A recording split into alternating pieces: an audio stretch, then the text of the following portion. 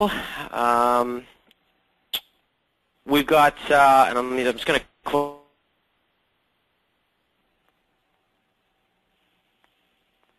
Okay, so we had 65% of the people on the call as far as a formal documented recruitment strategy, and that surprised. This is a big reason why we're doing this webinar, is we find that there are multiple organizations with some great ideas and lots of initiatives, but a documented recruitment strategy is sometimes missing in the overall play. So hopefully I can give you a little bit of handle here for that.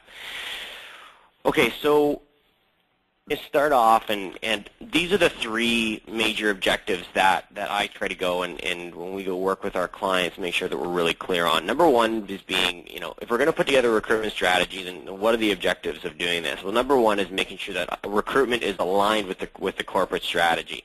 Are you growing in certain regions? Are you pipelining managers properly with it?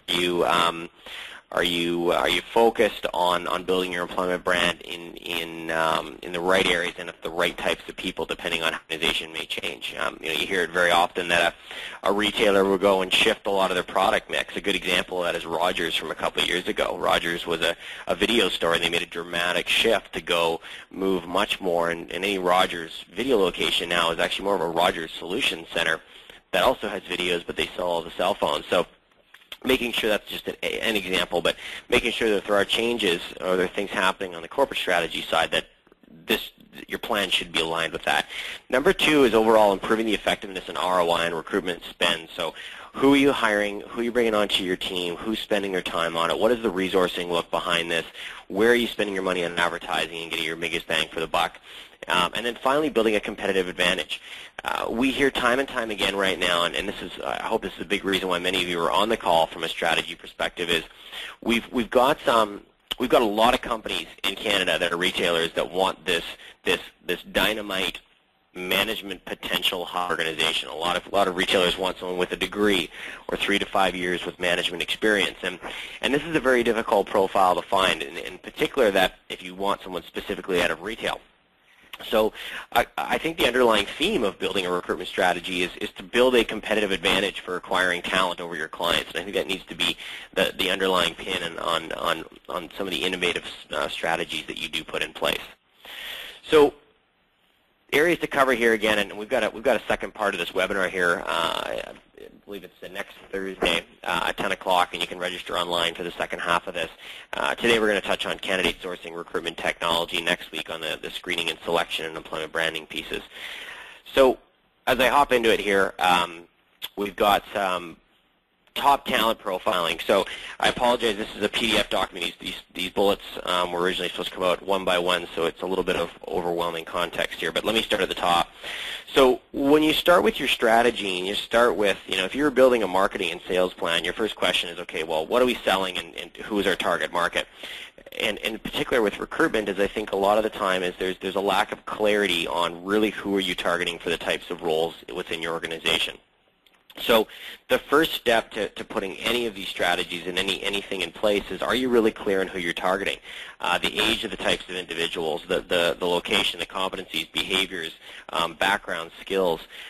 What's needed right now to be successful in one of your retail locations? What's going to be needed in the future? As I mentioned, the Rogers example, a very different set of capability and competencies from wanting to rent videos to being able to go and sell business solutions as far as cell phones go. So, are you really clear on this? And some of the recommendations, and I know there's a couple firms that do a great job of this, and Knightsbridge Capital has a fairly lengthy program that they go through. But the first step to this is from an HR perspective, is to get really clear. Well, get executive buy-in on the core competencies needed for your store leadership, and typically your CEO and VP of Ops and your Ops team should have a fairly clear idea on what's needed and what are those core competencies. There's a lot of talk, and the big discussion right now is around leadership capability within retail locations versus the competencies to go and sell. And what we're finding is that coach and leadership capability seems to be top of mind now, because it also helps drive retention, which ultimately lowers turnover, which can be devastating for retailers. So the first step is really to get executive buy-in on the competencies needed, and from that is to then go evaluate and survey your current store leadership potential gaps on those competencies or abilities that you need to have within those stores. Now, I'm going through this very quickly. This is probably a 6-month exercise, so it's not a simple thing to pull off, but I do think it's an extremely important component of the first step. Build out your management and frontline profiles. So what does top talent look like? What are you looking for? And are those competencies and behaviors very clearly understood company-wide?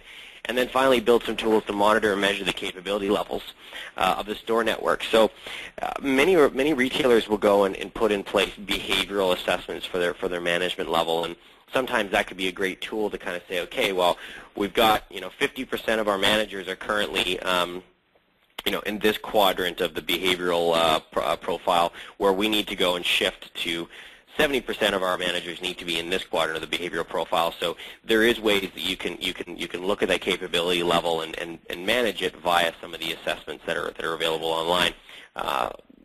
To put a plug in for our great vendor, we use Recruitment Technology Corporation for all of our initial profiling.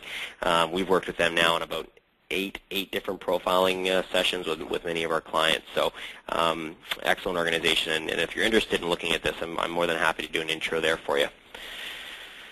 So the next piece, and what I want to get into here is once you know who you're targeting, is then to really think about, okay, now how do we go build the marketing engine now to go drive these individuals and attract them to our employment brand. And starting in the top left here, major job boards being the first one, search engines, social media, free job boards, social networks, employer referrals, and in-store promotions, which theoretically, from I think the best practice nowadays is to drive everybody back to one core website.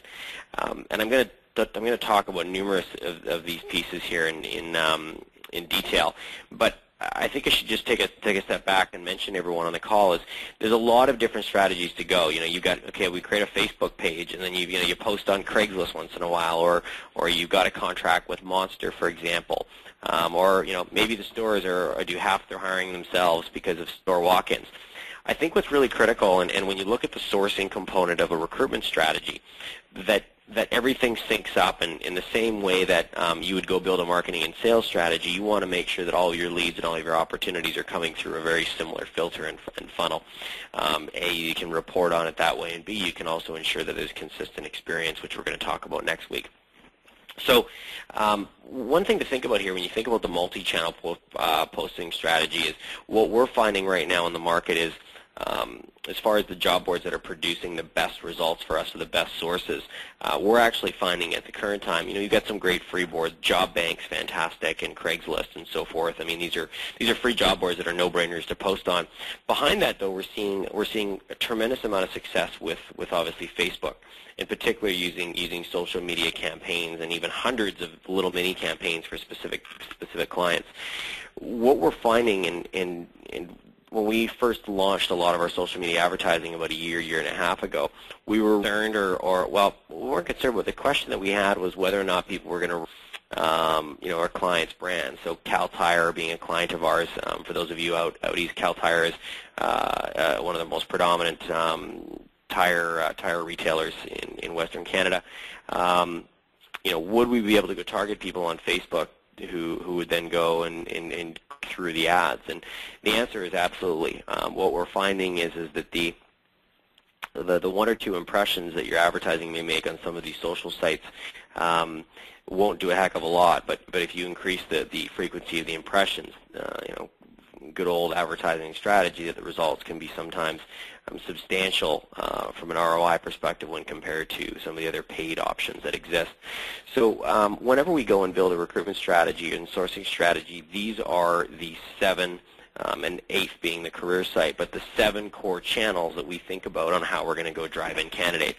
And I'm going to go in and speak to a couple of these here in our session.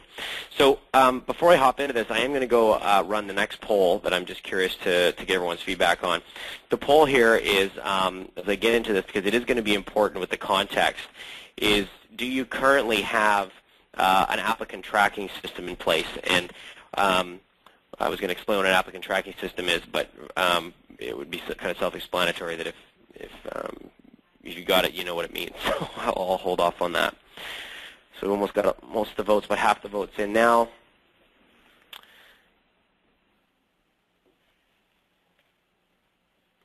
Okay, just a couple more. Okay, so it looks like it's fairly split. I'm going to wait another 5 seconds here, and then I'll shut down the poll.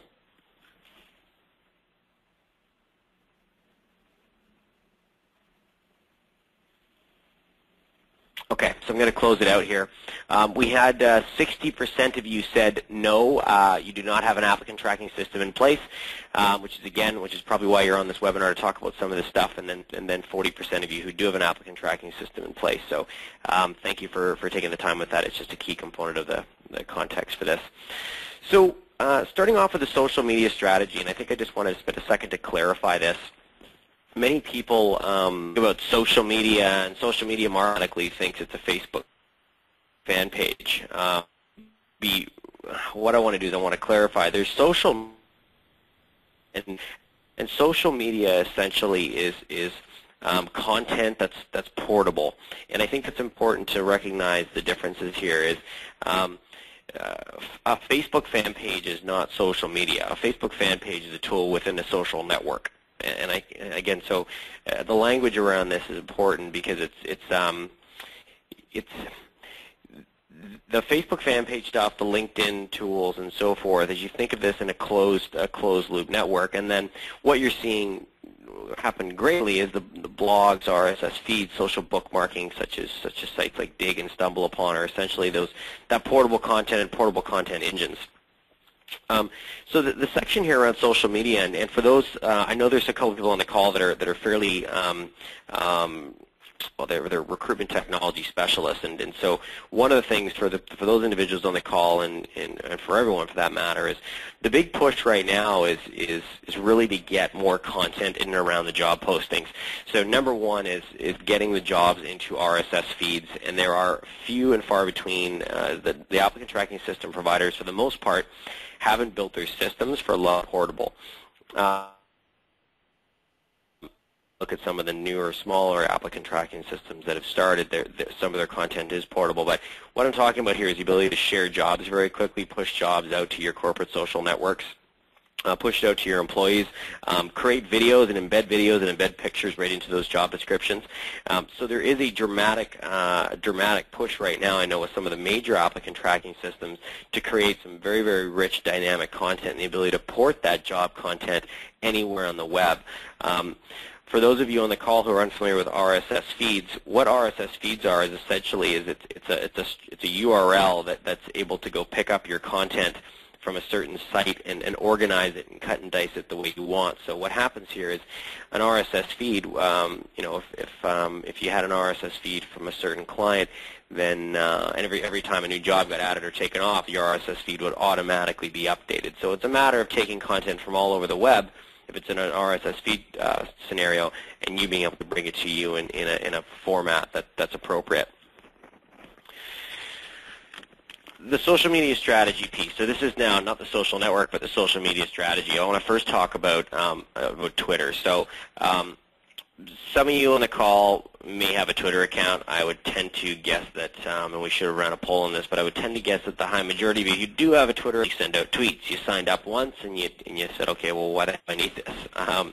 Casting that kind of, people that are just, they're eating toast, they're buying a coffee, whatever they're doing. These people that have been life casting on Twitter, and I want to talk about Twitter for a second here. I think my guess is that everyone on the call is very familiar with Twitter.